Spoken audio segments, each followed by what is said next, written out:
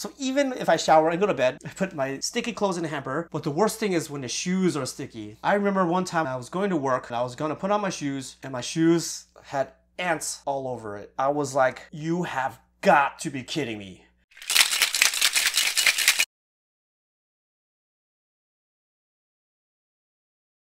What's up guys, this is Alan again, back with another episode of the Off the Clock podcast. And today we're gonna talk about something a little different. This is more of a rant than a podcast. You know, it was 2 years off. I was like, okay, I did non-bartending stuff. So when I went back into bartending, I was a little bit rusty. And then I liked it a lot. I love bartending, but there was like something a little off. I was like, why? There's something about this that I don't like. I don't know if it's because of the lockdown and coming back, I'm a little rusty. But then I just realized what this is. And it's not just me. This is the one thing that I hate about bartending. Coming home late. It seems weird, right? Because it's bartending. But during lockdown, I was like going to bed at like 10 p.m., waking up like 6, 7 in the morning.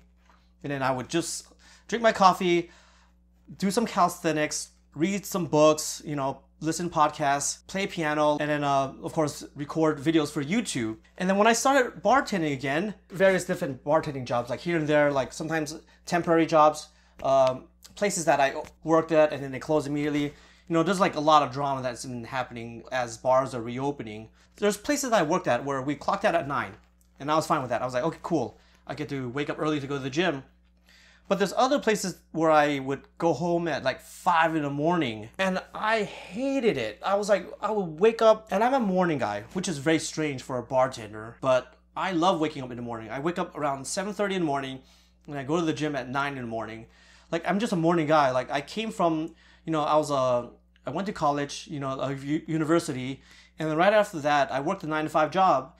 So I think part of that is just me being ingrained in that kind of schedule. So even when I bartended, you know, I've been bartending longer than I've been working the 9-to-5 jobs, but that's one thing that I couldn't get out of my system, just waking up early.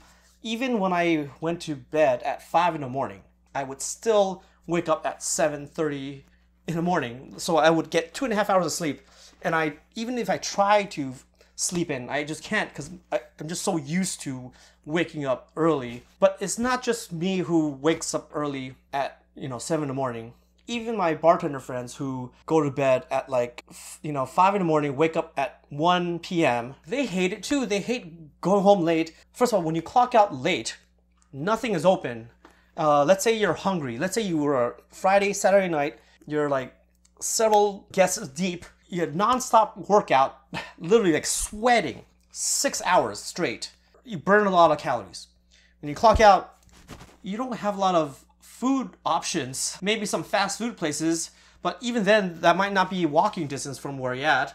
So you might not have the energy to take an Uber or a Lyft, or in my case, I have a motorcycle. Even then, I don't want to, like, as hungry as I am, sometimes I'll just go home and just cook some ramen or eat some chips. Not only do we not have a lot of options for late night eating, but the options are not healthy. So let's even rewind back before we even clock out. You work a Friday, Saturday night, super busy, and of course, at like right before closing at like 1:15 a.m., a freaking 12 top comes in. So now that kind of gives a curveball for your plan to close the bar. You're ready to go home, but you have a large group of people come in, order a bunch of drinks, and now you're just sitting there until they leave. Of course, around 2 a.m., you got to kick them out before that. But still, like, just having them leave the glassware around, you got to bust the glassware, wash the glassware, take out the trash, and if you're like a lead like me, you got to go on the computer, do the sales reports, labor costs, food costs, beverage costs, type up all the reports on 86,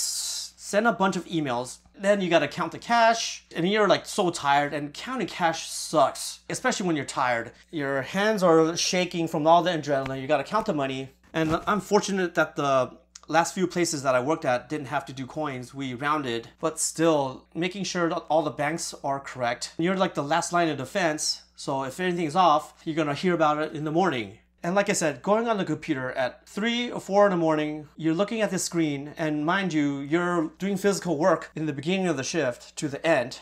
So hopping onto the computer is like changing gears. I'm comfortable with being on the computer, but being on the computer at 3 or 4 in the morning, especially when that's the first time you've seen a computer for like 12 hours. Because I edit videos in the morning, so when I work, it's like 8 hours, and then especially when you're sticky and sweaty, your adrenaline, so it's very hard to type because it's like all your fingers are shaking. Doing computer work also sucks, especially after a busy night of bartending. And as I mentioned earlier, I have a motorcycle, so fortunately I just hop on it and just get home, go straight home.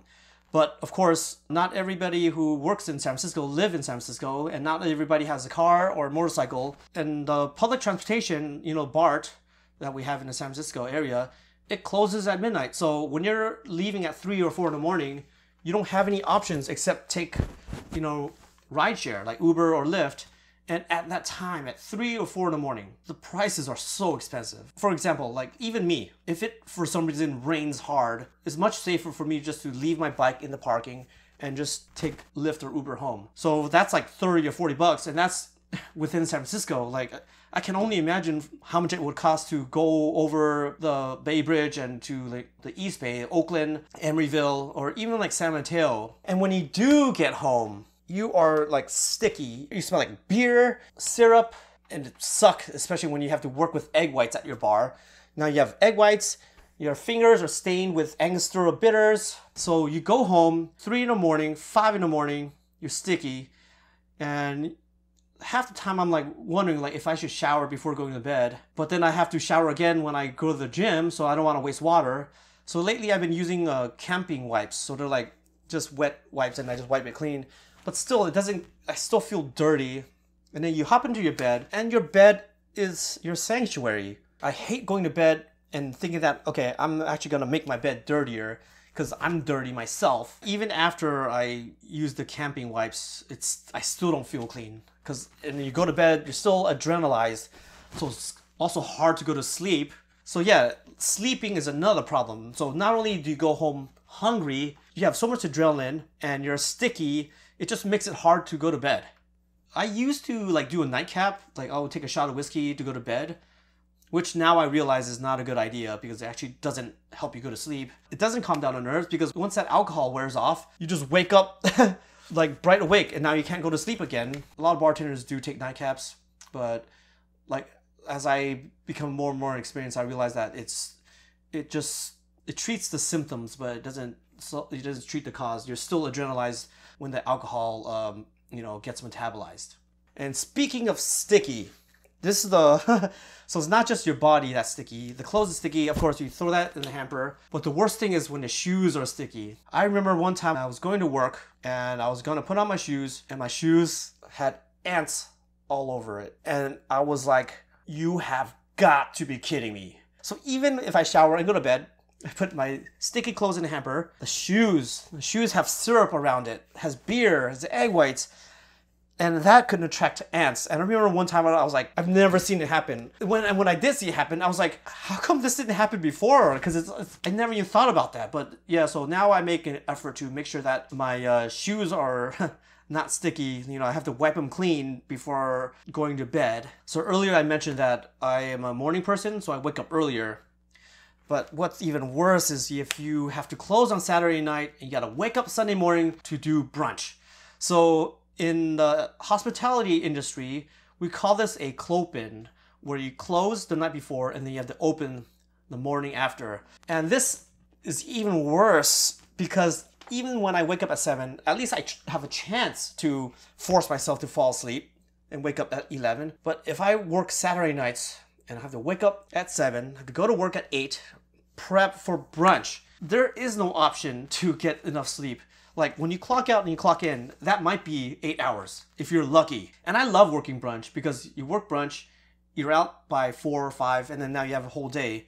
But it just sucks when you have to work the Saturday night before. You have to wake up, and not just wake up, like you have to make stuff like the Bloody Mary mixes. If you have to like separate the eggs from the egg whites, for like certain drinks like Ramos Fizzes, Pisco Sours, or Pink Ladies, egg white brunch drinks. So not only are you sticky from egg whites before, now you have to deal with more egg whites when you wake up. And the thing that sucks about bartending, like working so late, like yeah, I understand that some bartenders work at lunch, which I have done too, but most people who work lunch also do dinner shifts.